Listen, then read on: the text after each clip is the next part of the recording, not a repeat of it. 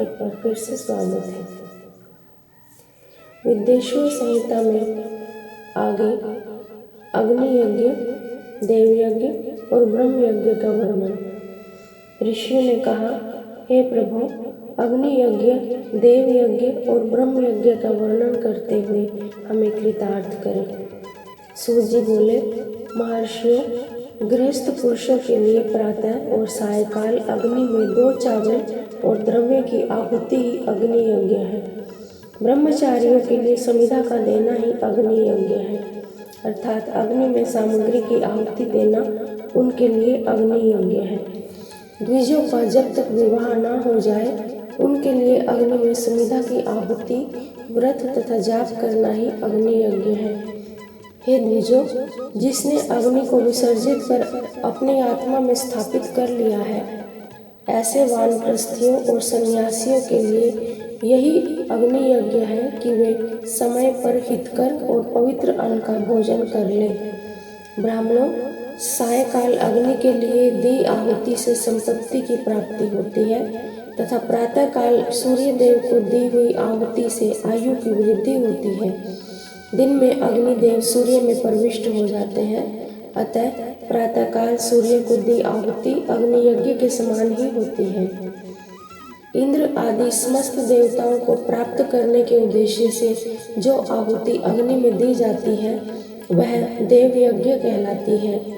लौकिक अग्नि में प्रतिष्ठित जो संस्कार निमित्त हवन कर्म है वह देव यज्ञ है।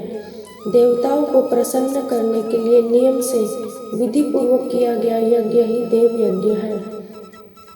वेदों के नित्य अध्ययन और स्वाध्याय को ब्रह्म यज्ञ कहते हैं। मनुष्यों को देवताओं की तृप्ति के लिए प्रतिदिन ब्रह्म यज्ञ करना चाहिए। प्रातःकाल और सायकाल को ही इसे किया जा सकता है। अग्नि के बिना देव यज्ञ कैसे होता है, इसे श्रद्धा और आदर से सुनो। सृष्टि के आरंभ में सर्वज्ञ और सर्वसमर्थ महादेव जी ने सब लोगों के ऊपर उपकार के लिए वारों की कल्पना की। भगवान शिव संसार रूपी रोग को दूर करने के लिए वैद्य हैं, सबके ज्ञाता तथा समस्त औषधियों के औषध हैं। भगवान शिव ने सबसे पहले अपने वार की रचना की जो आरोग्य प्रदान करने वाला है। तत्पश्चात अपनी माया शक्ति का वार बनाया जो संपत्ति प्रदान करने वाला है। जन्म काल में दुर्गतिग्रस्त बालक की रक्षा के लिए कुमार के वार की कल्पना की। आलस्य और पाप की निवृत्ति तथा समस्त लोगों का हित करने की इच्छा से लोक रक्षक भगवान विष्णु का वार बनाया। इसके बाद शिव जी ने पुष्टि और रक्षा के लिए आयुकर्ता त्रिलोक श्रेष्ठा परमेश्वरी ब्रह्म का आयुष कारक वार बनाया। तीनों लोकों की वृद्धि के लिए पहले पुण्य और पाप की रचना होने पर लोगों को शुभ अशुभ फल देने वाले इंद्र और यम के वारों का निर्माण किया। ये वार भोग देने वाले तथा मृत्यु भय को दूर करने वाले हैं। इसके उपरांत भगवान शिव ने 7 ग्रहों को इन 7 वारों का स्वामी निश्चित किया। ये सभी ग्रह नक्षत्र ज्योति मंडल में प्रतिष्ठित हैं।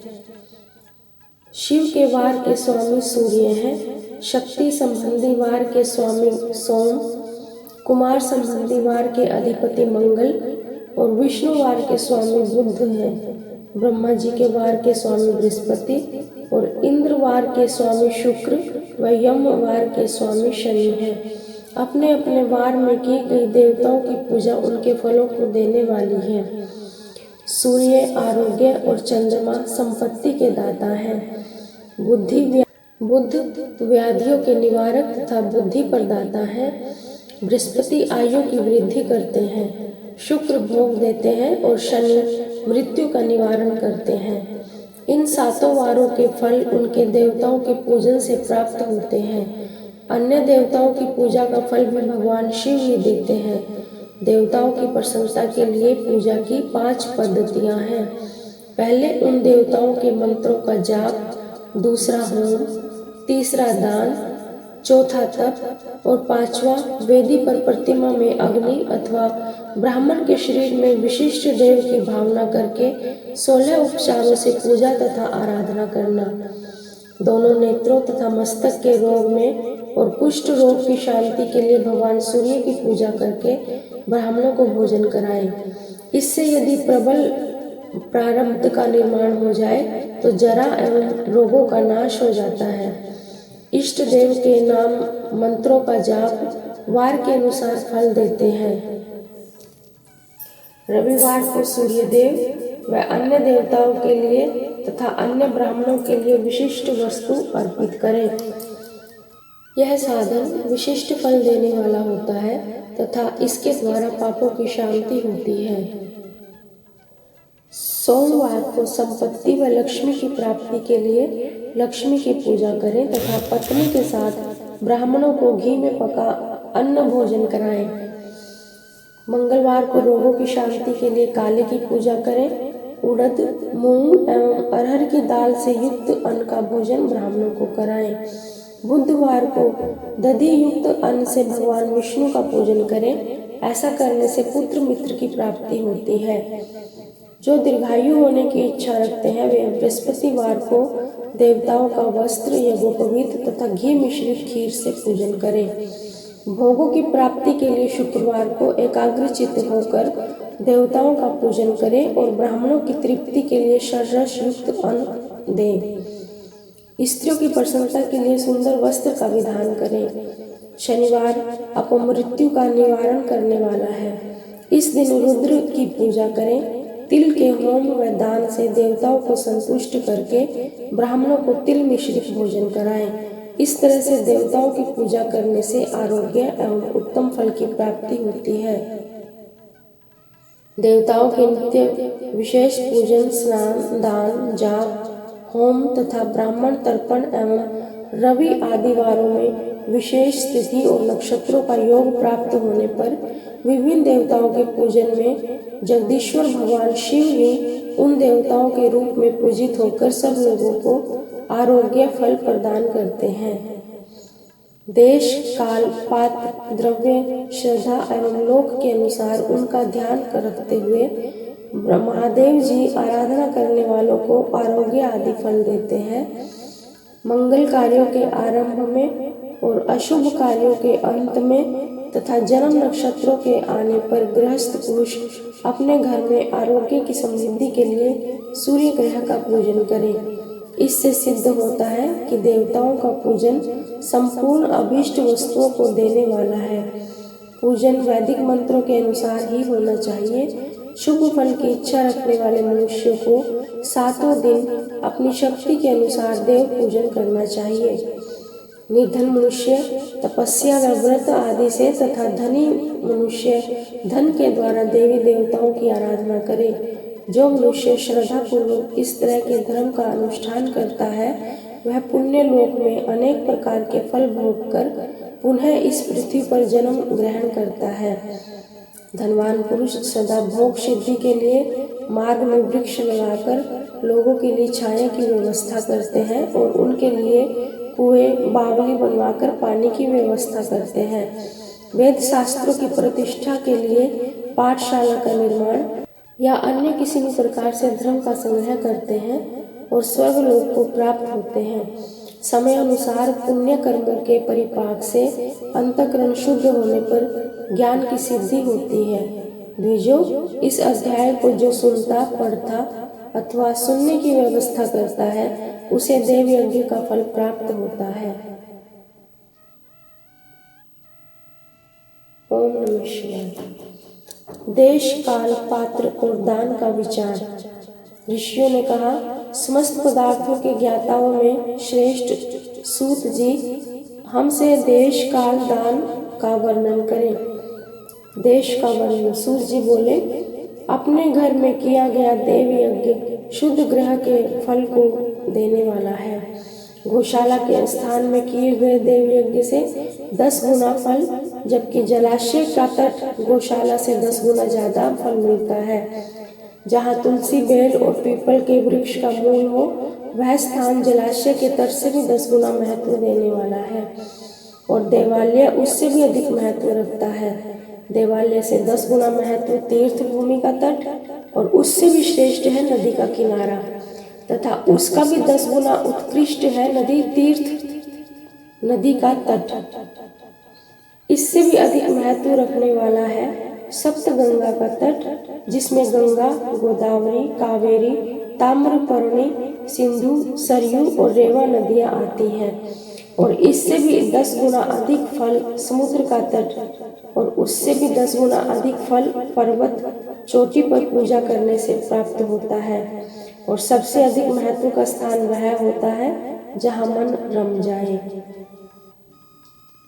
काल का वर्णन। सतयुग में यज्ञ, दान इत्यादि से संपूर्ण फलों की प्राप्ति होती है।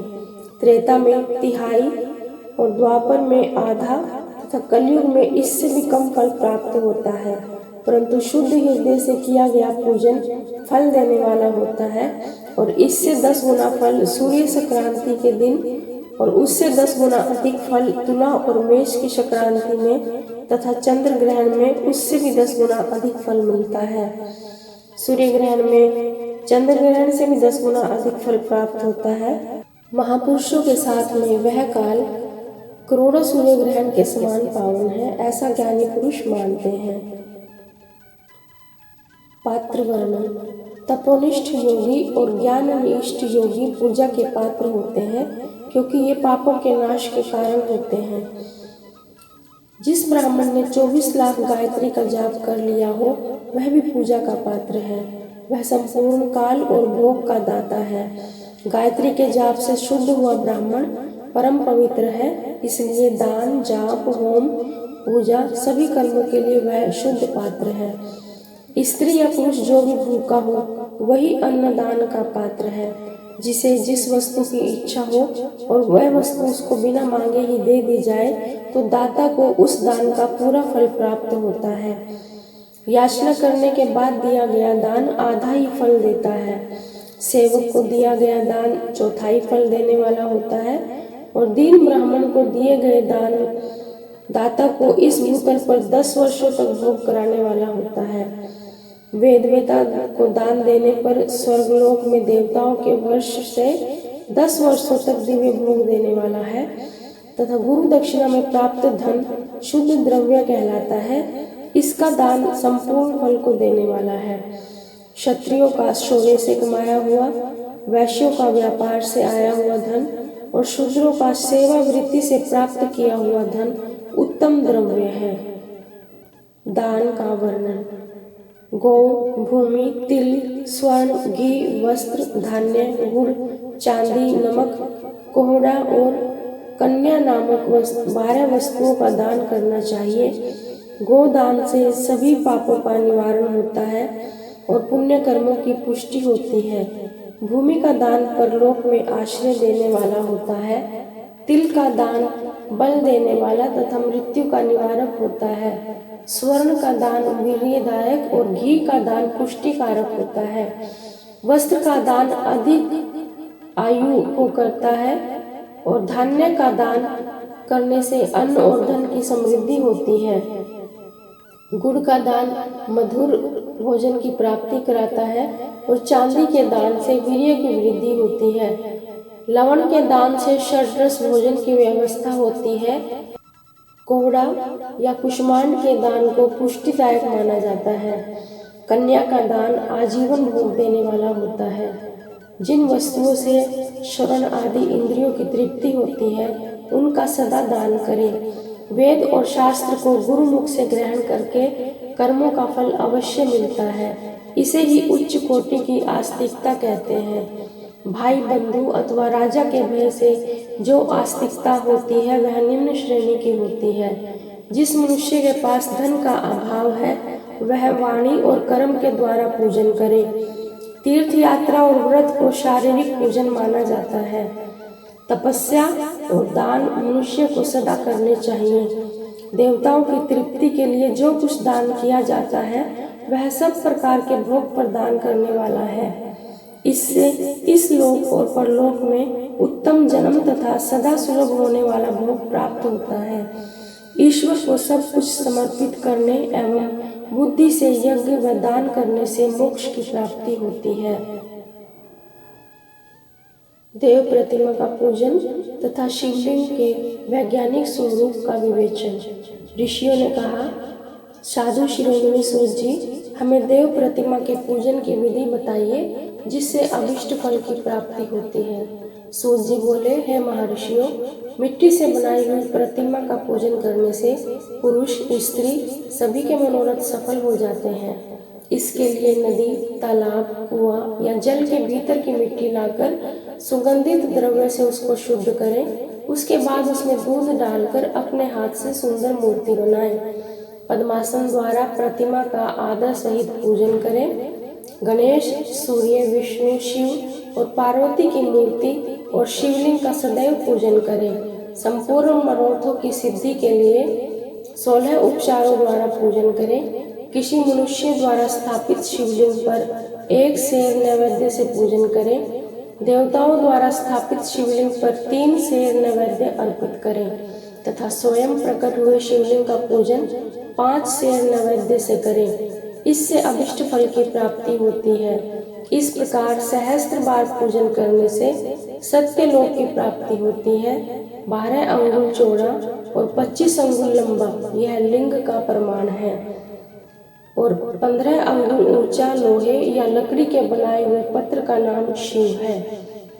इसके अभिषेक से आत्मशुद्धि, गंध चढ़ाने से पुण्य, नैवेद्य चढ़ाने से आयु तथा धूप देने से धन की प्राप्ति होती है। दीप से ज्ञान और तांबूल से भोग मिलता है। अतः स्नान आदि 6 पूजन के अंगों को समर्पित करें। नमस्कार और जाप संपूर्ण अभीष्ट फलों को देने वाला है। भोग और मोक्ष की इच्छा रखने वाले लोगों को पूजा के अंत में सदा जाप और नमस्कार करना चाहिए। जो मनुष्य जिस देवता की पूजा करता है वह देवता के लोक को प्राप्त करता है तथा उनके बीच के लोकों में उचित फल को भोगता है। हे महर्षियों, भूलोक में श्री गणेश पूजनीय हैं। शिवजी के द्वारा निर्धारित तिथि, वार, नक्षत्र में जो विधि सहित इनकी पूजा करता है उसके सभी पाप और शोक दूर हो जाते हैं। वह अभिष्ट फलों को पाकर मोक्ष को प्राप्त होता है। यदि मध्याह्न के बाद तिथि का आरंभ होता है तो रात्रि तिथि का पूर्व भाग पितरों के श्राद्ध आदि कर्म के लिए उत्तम होता है तथा बाद का भाग दिन के समय देव कर्म के लिए अच्छा होता है। वेदों में पूजा शब्द को ठीक से परिभाषित नहीं किया गया है। पू का अर्थ है भोग और फल की सिद्धि जिस कर्म से संपन्न होती है उसका नाम है पूजा। मनोवांछित वस्तु तथा ज्ञान अभिष्ट वस्तुएं हैं। लोक और वेद में पूजा शब्द का अर्थ विख्यात है। नित्य कर्म भविष्य में फल देने वाले होते हैं। लगातार पूजन करने से शुभ कामनाओं की पूर्ति होती है तथा पापों का क्षय होता है। इसी प्रकार विष्णु भगवान तथा अन्य देवताओं की पूजा उन देवताओं के वार, तिथि, नक्षत्र को ध्यान में रखते हुए तथा 16 उपचारों से पूजन एवं भजन करने से अभिष्ट फल की प्राप्ति होती है। शिवजी सभी मनोरथों को पूर्ण करने वाले हैं। महाआद्रा नक्षत्र अर्थात माघ कृष्ण चतुर्दशी को शिवजी का पूजन करने से आयु की वृद्धि होती है। ऐसे ही और भी नक्षत्रों, महीनों तथा वारों में शिवजी की पूजा व भोजन भोग और मोक्ष देने वाला है। कार्तिक मास में देवताओं का भजन विशेष फलदायक होता है। विद्वानों के लिए यह उचित है कि इस महीने में सब देवताओं का भजन करें। संयम व नियम से जाप, तप, हवन और दान करें, क्योंकि कार्तिक मास में देवताओं का भजन सभी दुखों को दूर करने वाला है। कार्तिक मास में रविवार के दिन जो सूर्य की पूजा करता है और तेल व कपास का दान करता है उसका कुष्ठ रोग भी दूर हो जाता है। जो अपने तन मन को जीवन पर्यंत शिव को अर्पित कर देता है उसे शिवजी मोक्ष प्रदान करते हैं। योनि और लिंग इन दोनों स्वरूपों के शिव स्वरूप में समाविष्ट होने के कारण वे जगत के जन्म निरूपण हैं और इसी नाते से जन्म की निवृत्ति के लिए शिवजी की पूजा का अलग विधान है। सारा जगत बिंदु और नाद स्वरूप है। बिंदु शक्ति है और नाद शिव, इसलिए सारा जगत शिव शक्ति का स्वरूप ही है। नाद बिंदु का और बिंदु इस जगत का आधार है। आधार में ही आधेय का समावेश अथवा लय होता है, यही सकलीकरण है। इस सकलीकरण की स्थिति में ही सृष्टि काल में जगत का आरंभ हुआ है। शिवलिंग बिंदु नाद स्वरूप है, अतः इसे जगत का कारण बताया जाता है। बिंदु देव है और नाद शिव, इनका संयुक्त रूप ही शिवलिंग कहलाता है। अतः जन्म के संकट से छुटकारा पाने के लिए शिवलिंग की पूजा करनी चाहिए। बिंदु रूपा देवी उमा माता है और नाद स्वरूप भगवान शिव पिता। इन माता पिता के पूजित होने से परमानंद की प्राप्ति होती है। देवी उमा जगत की माता है और शिव जगत के पिता। जो इनकी सेवा करता है उस पर पुत्र पर इनकी नित्य कृपा बढ़ती रहती है। वह पूजक पर कृपा कर उसे अपना आंतरिक ऐश्वर्य प्रदान करते हैं। अतः शिवलिंग को माता पिता का स्वरूप मानकर पूजा करने से आंतरिक आनंद की प्राप्ति होती है। भर्ग शिव पुरुष रूप है और भर्गा शक्ति प्रकृति कहलाती है। पुरुष आदि गर्भ है क्योंकि वही प्रकृति के जनक है। प्रकृति में पुरुष का संयोग होने से होने वाला जन्म उसका प्रथम जन्म कहलाता है। जीव पुरुष से बार बार जन्म और मृत्यु को प्राप्त होता है। माया द्वारा प्रकट किया जाना ही उसका जन्म कहलाता है। जीव का शरीर जन्म काल से ही 6 विकारों से युक्त होता है, इसीलिए इसको जीव की संज्ञा दी गई है।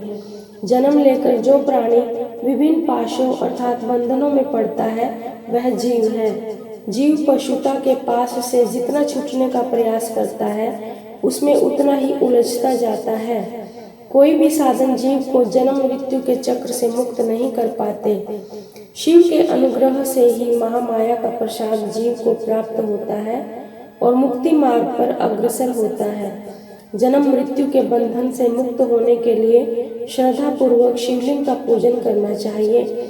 गाय के दूध, दही और घी को शहद और शक्कर के साथ मिलाकर पंचामृत तैयार करें तथा इन्हें अलग अलग भी रखें। पंचामृत से शिवलिंग का अभिषेक में स्नान करें। दूध में अन्न मिलाकर नैवेद्य तैयार कर प्रणव मंत्र का जाप करते हुए उसे भगवान शिव को अर्पित कर दें।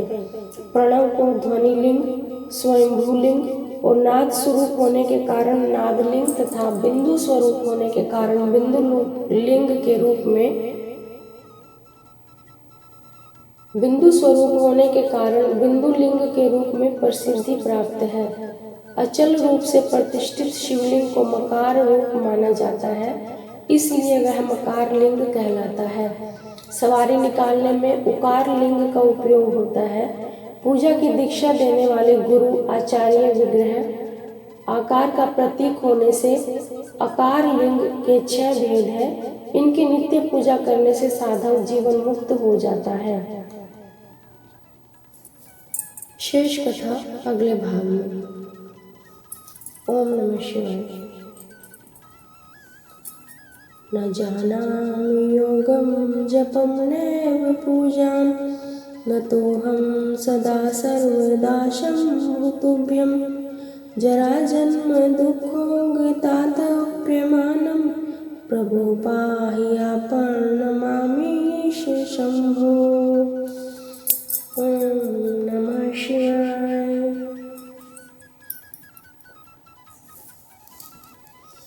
कर्पूरं कर्णावतारं संसारसारं भुजगेन्द्रहारं सदा वसन्तं हृदयारविन्दं भवं भवानी सहितं नमामि।